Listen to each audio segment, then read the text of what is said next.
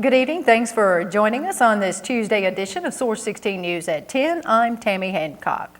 During tonight's meeting, Hopkinsville Mayor Dan Kemp and City Council members recognized Public Works Director and Engineer Bob Cope for his years of service. After serving nearly 4 years, Cope will be retiring Monday, January 31st. Mayor Kemp spoke highly of Cope and wished him the best.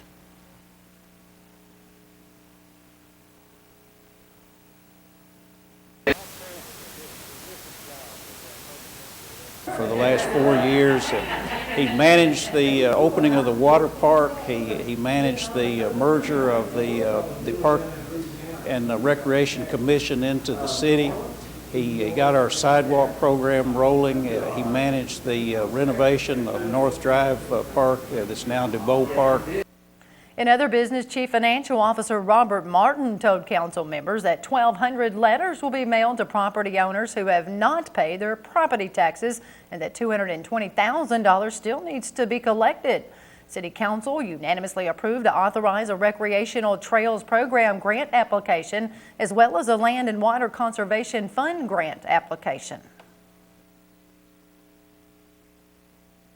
Well, this application applies to our property on both sides of Pardue Lane, where we've developed 2 stormwater detention facilities.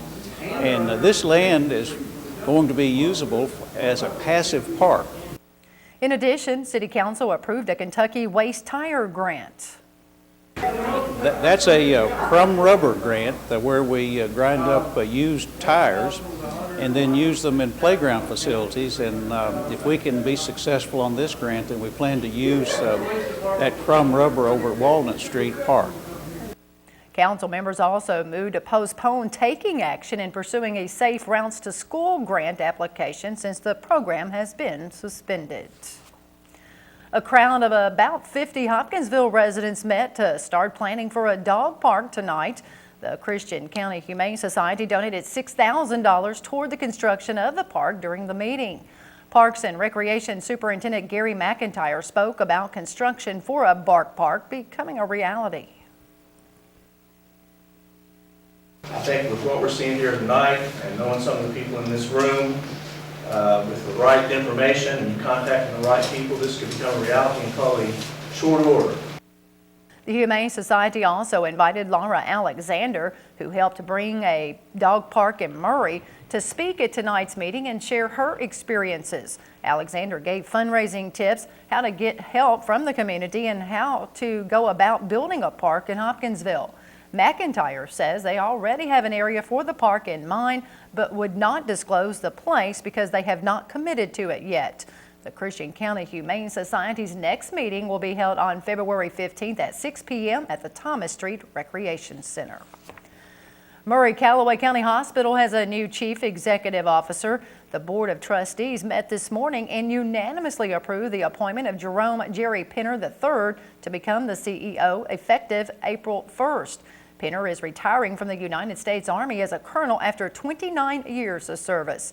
He has 25 years in professional health care with the past 14 years as CEO and Chief Operations Officer. He has served with the U.S. Army Medical Command in diverse assignments, including at Blanchfield Community Army Hospital at Fort Campbell. Pinner is a board-certified healthcare administrator and fellow with the American College of Healthcare Executives and currently serves as the CEO of the Madigan Healthcare System at Joint Base Lewis McChord in the state of Washington. He is also a veteran of Operation Iraqi Freedom and the recipient of the Legion of Merit, Meritorious Service Medal, Army Commendation Medal, and he earned a Bronze Star for his service in Iraq. He also received the 2007 Army Regents Award from the American College of Healthcare Executives.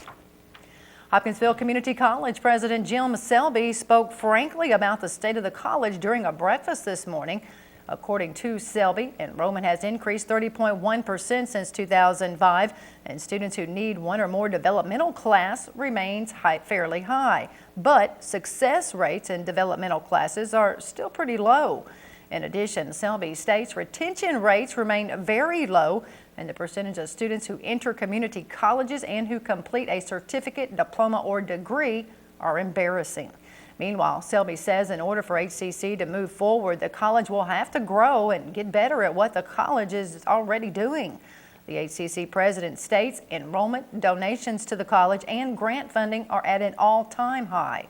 According to Selby, grants and gifts awarded to HCC increased 326% since 2005.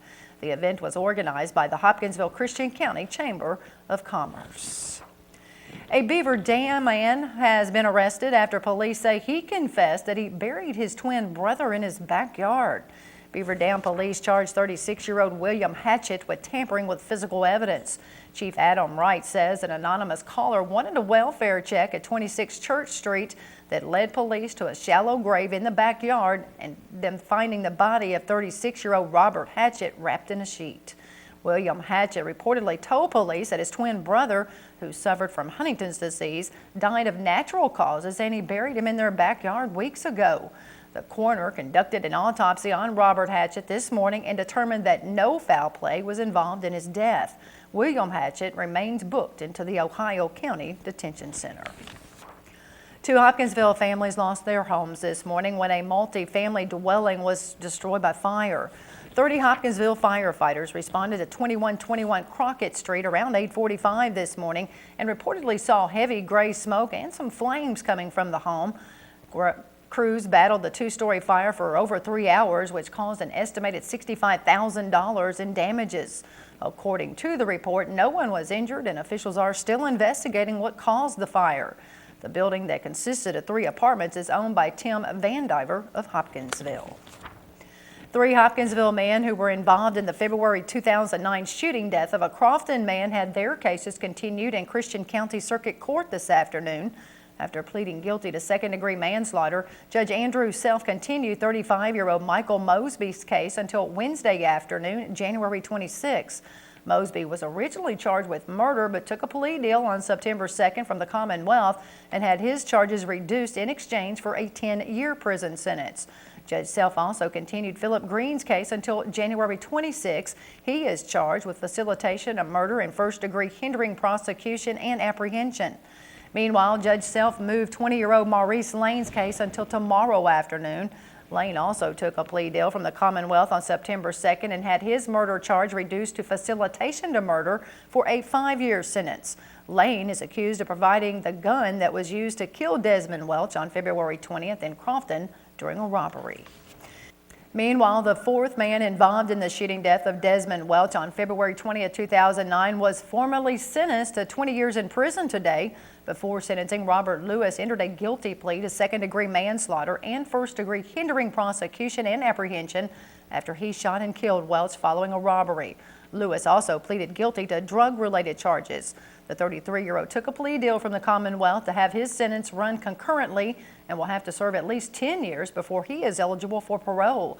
Judge Andrew Self also credited Lewis 622 days to his sentence. Authorities are investigating alleged home invasion where 5 men packing guns entered a residence on Madisonville Road over the weekend and robbed 4 individuals. A Christian County Sheriff's report released today says 23-year-old Brandon Wolf of 3405 Madisonville Road reported Sunday night that 5 black males with guns entered his home around 8 o'clock that night and demanded everyone get on the floor. One of the victims, 21-year-old Miranda Quick, told deputies 2 of the suspects took her to the back bedroom and started going through all of the items in a room.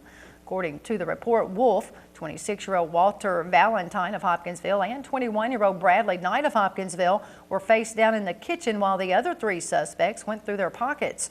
Wolf told deputies that the suspects took $190 cash from him, while Valentine reported his wallet was stolen. As the suspects were leaving, one of the suspects reportedly fired a shot inside the home, hitting the living room wall. Deputies recovered a slug from the wall and placed it into evidence. Motorists traveling on US 60 in Crittenden and Livingston counties need to use extreme caution due to an oil slick that caused traffic problems all day long.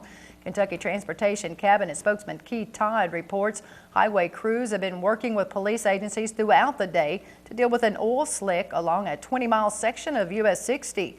The slick started near the US 60 intersection with Ford's Ferry Road in the curve-in area of Marion near the 10-mile marker and ran westward to the Crittenden-Livingston County line. The oil slick then continued along US 60 in Livingston County from the 29-mile marker to Salem to near Three Rivers Rock Road just west of the Berna community. According to Todd, 11 tons of sand has been spread on the 20-mile section to try to clear the oil off the road. Todd says a transportation cabinet pickup truck was severely damaged when it was hit by another vehicle that spun out and overturned near the 3-mile marker in Crittenden County. It reports another accident occurred when a vehicle spun out and crashed on Dyer Hill Curve. While the sand spread by highway crews appears to have cleared the oil off the road, Todd urges motorists driving US 60 between Marion and Berna to continue to use caution. Meanwhile, a Catawba woman was taken to the hospital when she wrecked her vehicle on US 60 about 5 miles west of Marion in Crittenden County this morning due to that oil slick. According to state police, 57-year-old Betty Williams was driving west on US 60 around 9 o'clock when she lost control of her car in a curve due to slippery road conditions. Williams' car then ran off the road and hit an earth embankment, causing it to roll over, hit a culvert, and overturn again. Police say the vehicle then landed on its wheels and went back onto US 60, where it hit a pickup truck driven by 32-year-old Jonathan Martin of Marion. Williams was transported by ambulance to the Crittenden County Hospital, and police report Martin was not injured. Taking a look at tonight's Mega Millions jackpot, it's $40 million, and Wednesday's Powerball jackpot is $96 million.